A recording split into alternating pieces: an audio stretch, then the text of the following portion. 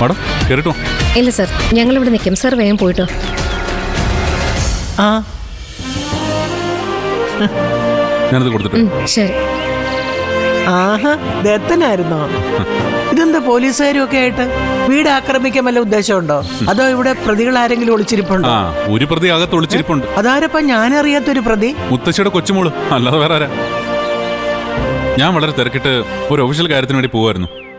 അപ്പോഴാണ് അവള് വിളിച്ചു പറഞ്ഞത് അവക്ക് മുല്ലപ്പൂ മസാല ദോശ വേണമെന്ന്. വൈകിട്ട് വാങ്ങിച്ചോട്ടെന്ന് പറഞ്ഞപ്പോ പറ്റില്ലെന്ന് വാശി. അപ്പൊ സുജാത പറഞ്ഞത് പ്രഗ്നൻസി ടൈമില് നേരവും കാലം നോക്കാതെ ആഗ്രഹങ്ങൾ സാധിച്ചു കൊടുക്കണമെന്ന്. വാ വാ, എല്ലാരും അകത്തേക്ക് വാ. അയ്യോ, അതിനൊന്നും നേരമില്ലമ്മേ.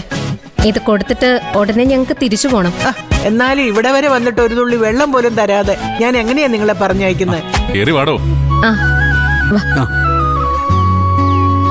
ഏതായാലും ഇത്രയും വൈകില്ലേ, ഇനിയിപ്പോ ഒരു ചായം കുടിച്ചിട്ട് പോവാന്നേ. ആയിക്കോട്ടെ. വരൂ, അകത്തേക്ക് വരൂ. വാ. ചേച്ചി എന്താ ഈ പറയുന്നത്? ദത്തൻ നമ്മളെ വിളിച്ചോണ്ട് ഇങ്ങോട്ട് വന്നോ? എന്നാ പിന്നെ ഇന്ന് രണ്ടിലൊന്ന് അറിഞ്ഞിട്ട് എന്നെ കാര്യം. മോള് കുഴപ്പമൊന്നും ഉണ്ടാക്കല്ലേ. എല്ലാവരും തഞ്ചത്തിനും തായത്തിനും വേണം ചെയ്യാൻ. എനിക്കറിയാം എന്താ വേണ്ടെന്ന്. എന്റെ തലയേക്കാവിലമ്മേ, എല്ലാവരും മയത്തിലാക്കി തരണേ.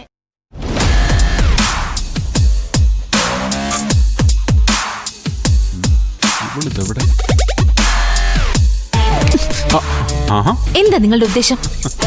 ഒന്ന് പതിയെ പറ, അപ്പുറത്ത് ആളുണ്ട്. അതറിഞ്ഞിട്ട് തന്നെയാ പറഞ്ഞത്. നീ ഇങ്ങനെ ചൂടാവാതെ ഭാര്യയെ. നീ പറഞ്ഞ മുല്ലപ്പൂ മസാല ദോശ എല്ലാം ഞാൻ വാങ്ങിക്കൊണ്ട് വന്നിട്ടുണ്ട്. എന്തിന്? ആരെ കാണിക്കാൻ? എന്റെ ആമി, നീ പറഞ്ഞ അടുത്ത സെക്കൻഡ് ഇത് ഇവിടെ എത്തിക്കാനേ ഞാൻ മജീഷ്യനൊന്നുമല്ല, ഒരു സാധാരണ പോലീസ് ഓപ്പറുണ്ടാ. മുല്ലപ്പൂ വാങ്ങാൻ ശരവണന്റെ കടയിൽ ചെന്നപ്പോ കെട്ടിയതില്ല, പിന്നെ അത് കെട്ടിച്ചു വാങ്ങിച്ചു. ബാലാജിയുടെ കടയിൽ ചെന്ന് മസാല ദോശ ചോദിച്ചപ്പോ 10 മിനിറ്റ് താമസം ഉണ്ടെന്ന് പറഞ്ഞു.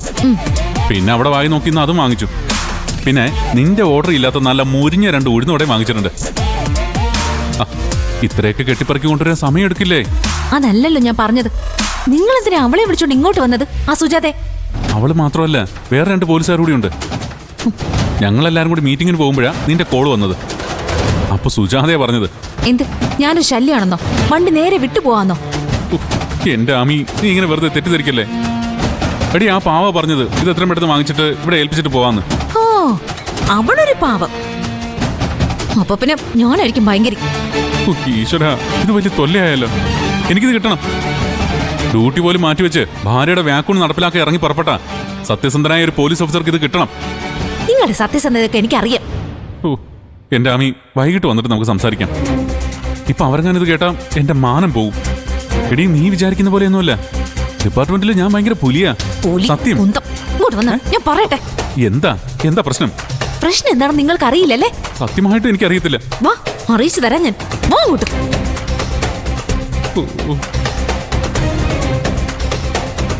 ഒരു ഭാര്യ ഭർത്താവിനോട് സ്വകാര്യമായിട്ട് ഒരു ആഗ്രഹം പറയുമ്പോ ഇങ്ങനെയാണ് ചെയ്യണ്ടേ?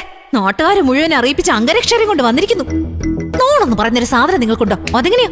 ഭാര്യയോടല്ലോ സ്നേഹം. എടി, നിന്നോട് സ്നേഹം ഉണ്ടായിട്ടല്ലേ ഞാൻ ഈ സമയമില്ലാത്ത സമയത്ത് ഓടിപ്പിടിച്ച് ഇങ്ങോട്ട് വന്നത്. വന്ന കഥയൊന്നും നിങ്ങൾ പറയണ്ട. നിങ്ങൾ എന്തിനാ ഈ കിളിച്ചത് മുളച്ചതൊക്കെ അവളോട് പറയാൻ പോകുന്നേ?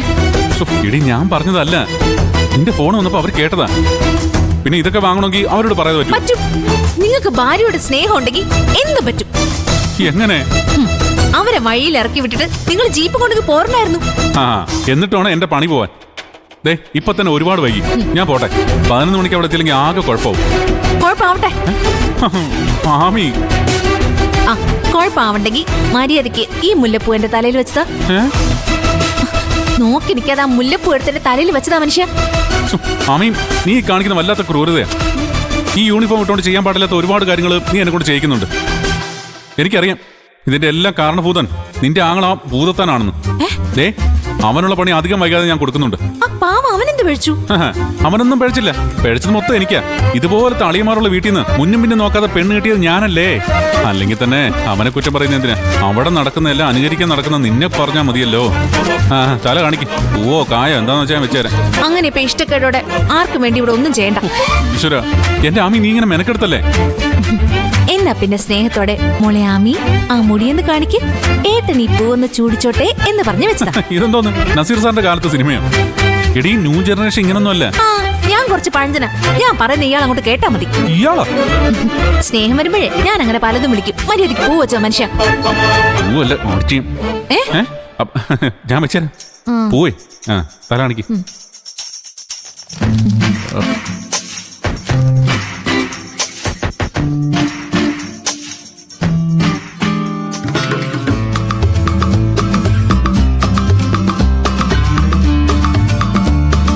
തല തിരിക്കാതെ അമ്മി. പാതിയെ ആ ഇത്തിരി വേദനയൊക്കെ ഉണ്ടാവും, കുഴപ്പമില്ല.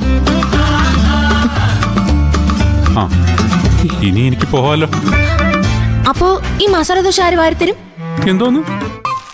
മര്യാദയ്ക്ക് ഈ മസാല ദോശ വാരിത്തരാൻ.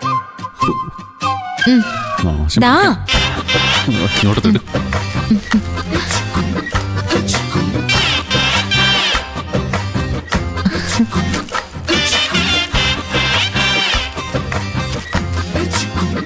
ആ വാ കാണിക്ക. പോന്തൊക്കെ തെത്തട്ടോ. പോകുന്നു.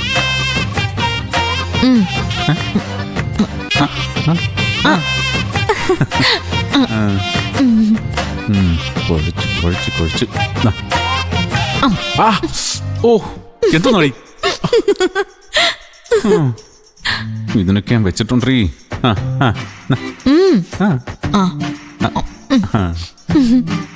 ദത്തന് വേണ്ടേ?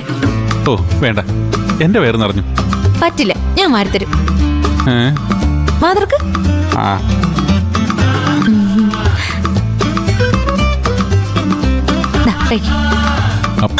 എങ്ങനെയുണ്ട്? കൊള്ളാവോ? ബെസ്റ്റ് ആയിട്ടുണ്ട്.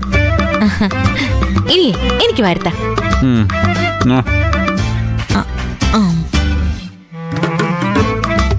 അളിയാ തെണ്ടി. ദത്തേട്ട് വല്ലതും പറഞ്ഞായിരുന്നോ? പറഞ്ഞു ഐ ലവ് യു. എനിക്ക് തോന്നി. നിനക്ക് തോന്നും. വാ തറ. ആ